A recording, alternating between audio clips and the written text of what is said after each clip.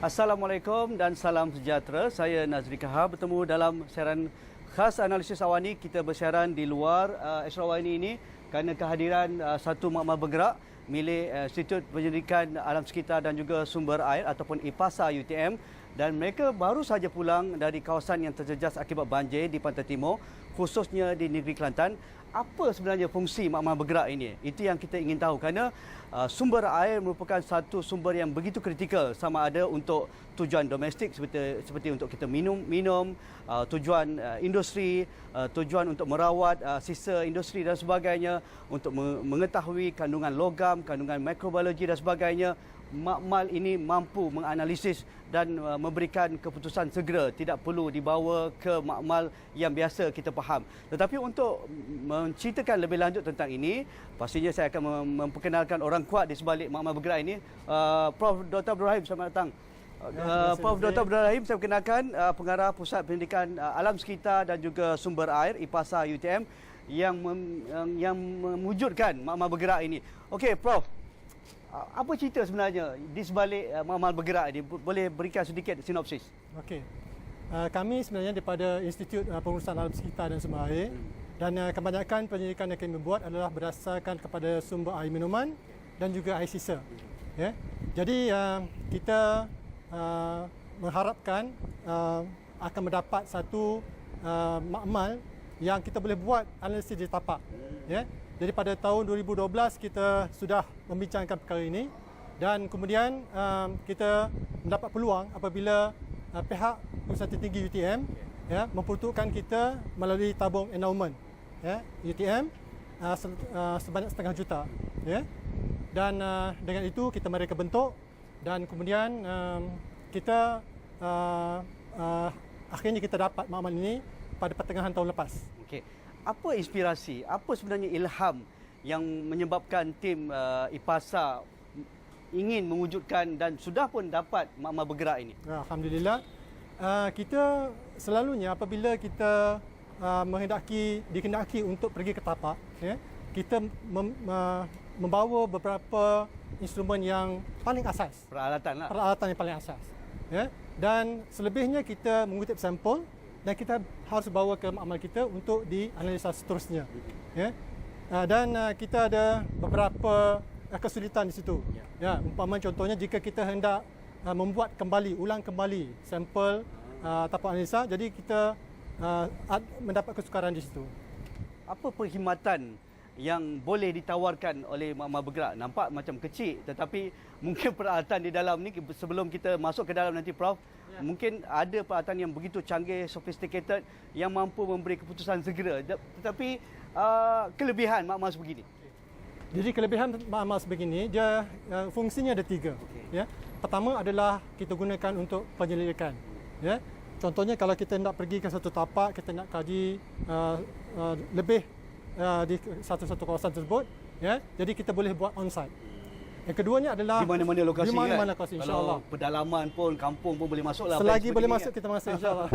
Okey. Dan keduanya adalah tentang perundingan.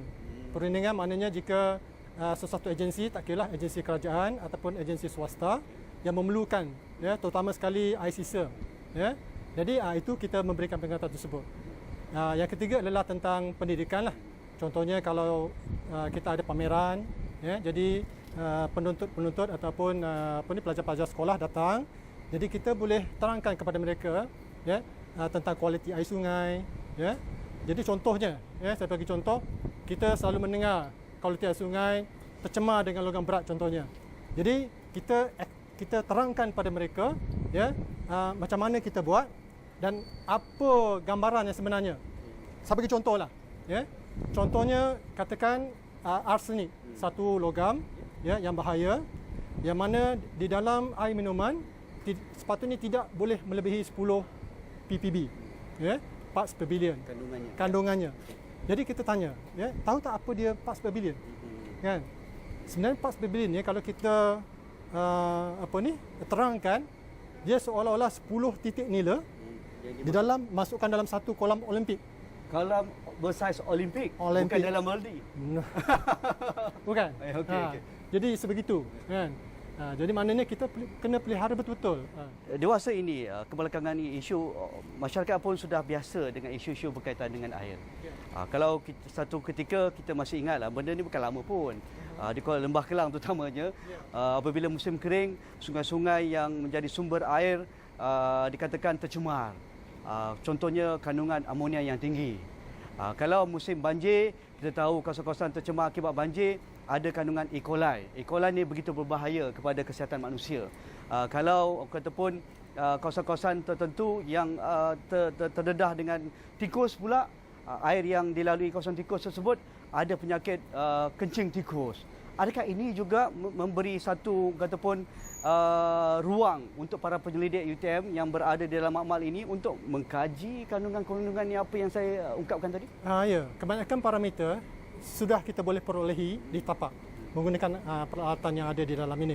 Ya, contohnya total coliform, ya, dengan E. coli. Jadi kita dah boleh buat. Selalunya kalau kita nak buat ni kita perlu bawa balik ke makmal. Lambat, ya. Ini mungkin kalau kita duduk dalam masa 1 hari 24 jam, kita sudah boleh dapat dia punya. Dalam masa 24 jam? Ya, sebab kita kena incubate, ya, kemudian selepas 24 jam baru kita boleh baca. Dan kita boleh dapat dengan segera. Dan accurate dia? Akurasinya sebab dia fresh sample. Kan? Kalau kita tak puas hati, kita boleh ulang kembali. Ya. Okey, Prof, itu pengenalan sedikit tentang makmal bergerak IPASA ini, tetapi kita nak tahu cerita Prof dan rakan-rakan yang baru saja pulang dari Kelantan, di Kuala Krai, di Machang, di Dabong, di Gua Musang. Mereka sudah ambil sampel-sampel air sungai. Kita tahu kawasan ini begitu terjejas dan mereka yang terjejas akibat banjir ini memerlukan air minuman, air untuk domestik dan sebagainya. Bagaimana kualiti air di kawasan-kawasan ini? Kita rehat yang pertama, jumpa lagi selepas ini.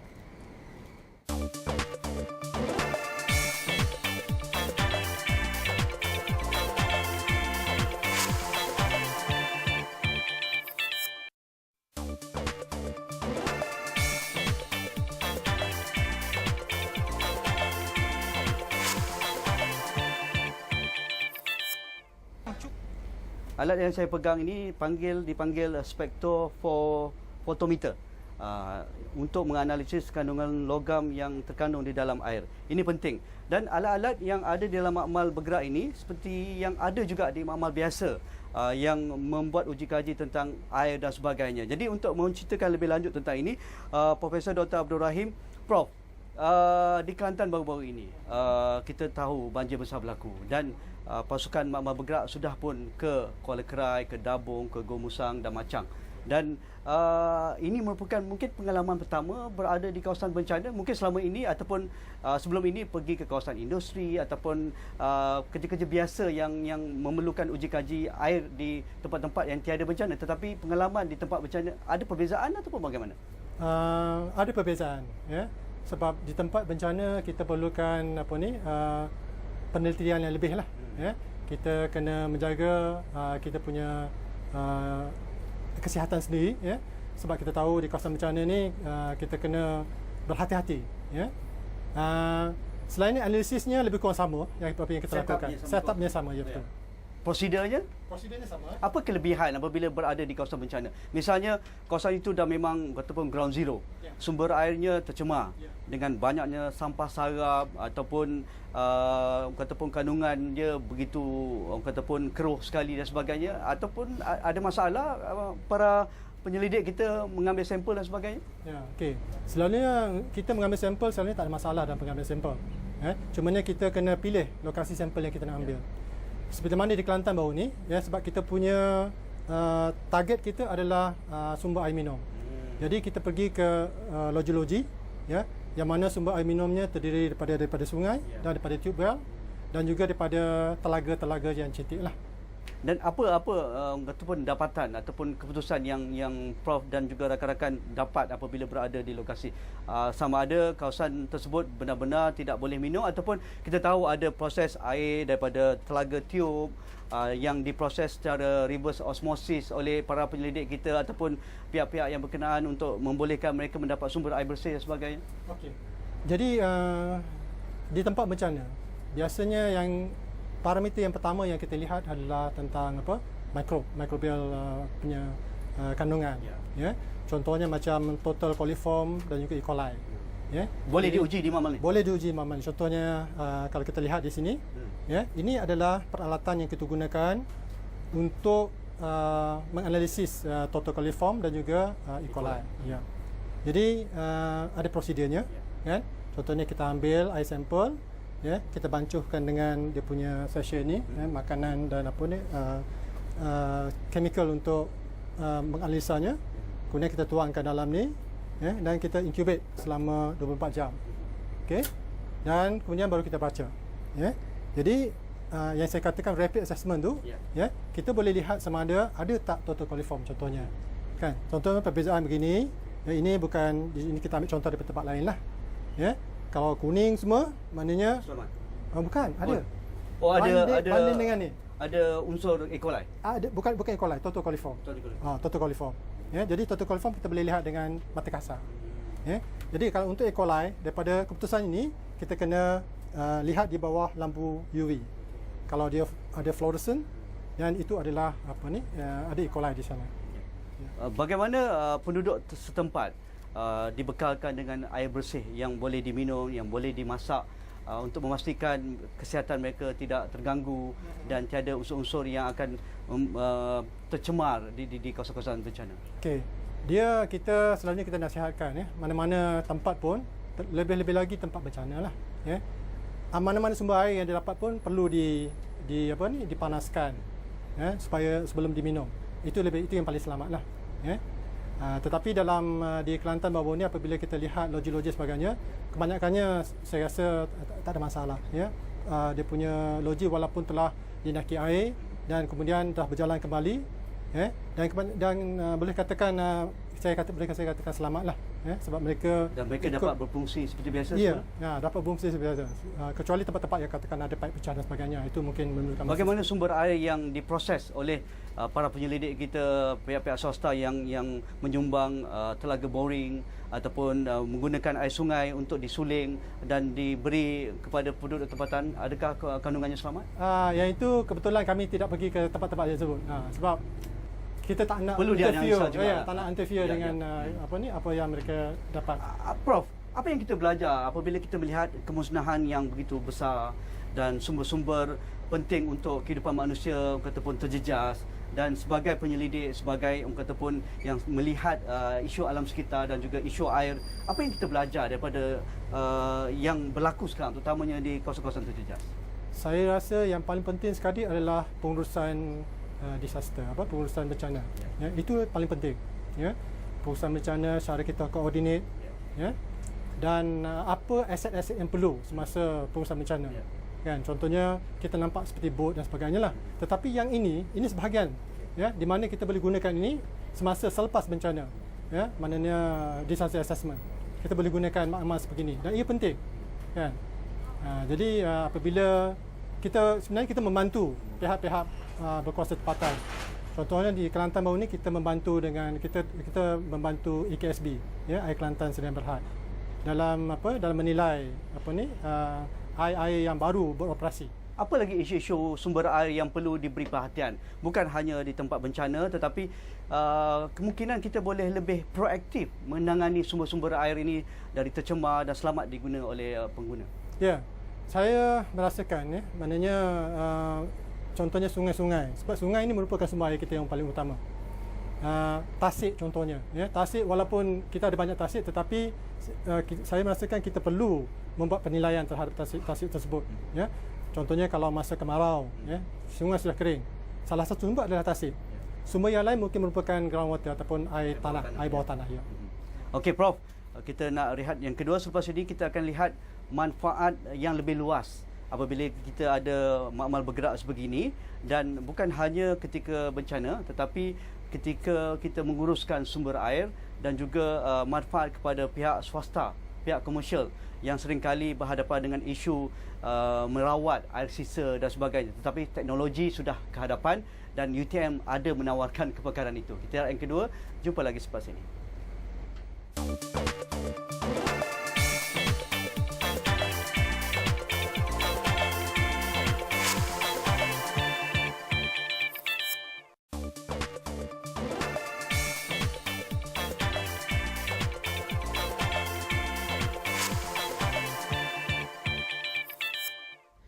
Seronok berada di dalam Amal Bergerak ini. Saya masih bersama Profesor Dr. Abdul Rahim, pengarah IPASA UTM. Prof, apa benda depan saya ni? Saya tak berapa kenal, tak tahu apa fungsi-fungsi ni.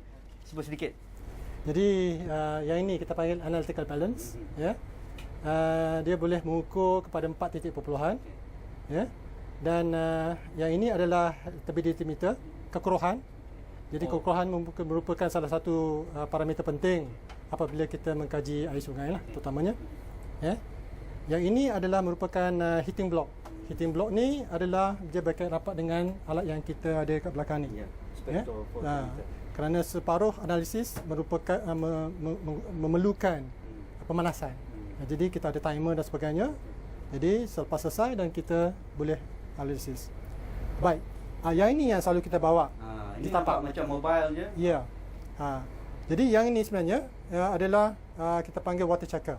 Ya. Jadi water checker kita boleh tahu pH, kita boleh tahu apa ni dissolved oksigen yang terlarut dalam air. Ya. Kita boleh juga tahu kandungan amonium. Ya, ada. Kemudian juga kita boleh tahu tahap kemasinan dan suhu dan sebagainya. Ya. Prof, okey. Bercerita tentang itu juga. Bagaimana kita mengambil peluang kesedaran masyarakat hari ini? Kerana seringkali apabila kita berhadapan dengan isu air, kita akan mengeluh. Sama ada ketika kering, kita risau air tak sampai kat rumah. Apabila musim hujan, kita risau banjir melanda. Tetapi akhirnya kita maklum bahawa negara ini adalah panas dan hujan, ada sumber air sepanjang tahun, tetapi kita selalu ada isu air. Bagaimana kita mengambil peluang ini untuk memberi kesedaran kepada masyarakat, kepada pihak industri, kepada pembuat polisi, kepada para akademia, supaya kita benar-benar lestari cara kita melihat sumber-sumber air? Saya merasakan kita patut tekan bawa penekanan tentang awareness ni, awareness kesedaran, kesedaran tentang pentingnya air dan pentingnya sumber air. Jadi sebab itu kita salah satu daripada kita punya fokus adalah tentang pendidikan. Kita pergi ke sekolah-sekolah, dan kita buat set up yang begini dan kita terangkan kepada pelajar-pelajar yang datang. Dan kita terangkan pada mereka tentang betapa pentingnya untuk kita mengekalkan sumber air. Jadi di pihak industri pula, maknanya kita hendak buat penekanan sebenarnya terhadap pengeluaran air sisanya. Kan? Bukan saja air sisa itu bersih untuk dilepaskan, tetapi boleh juga diguna semula, ya, recycle. Dan itu juga untuk melestarikan penggunaan sumber air itu. Ya, melestarikannya supaya nombor dua penjimatan kepada industri juga. Kan? Dan kesedaran itu pada peringkat hari ini bagaimana di kalangan pihak industri? Ya, di pihak universiti saya rasa banyak sudah diberikan program-program awareness ni. Tetapi pada pendapat saya masih lagi tidak mencukupi. Kan? Sebab itu maknanya kita lihat sungai kita masih kotor. Kan? Jadi banyak lagi yang kita kena buat untuk nak menyedarkan masyarakat. Dari sudut kata pun pelaksanaan, kerana kita tahu yang menguruskan sumber air ini puluhan agensi di Malaysia ini. Itu mungkin satu masalah, tetapi mungkin ada satu peluang juga.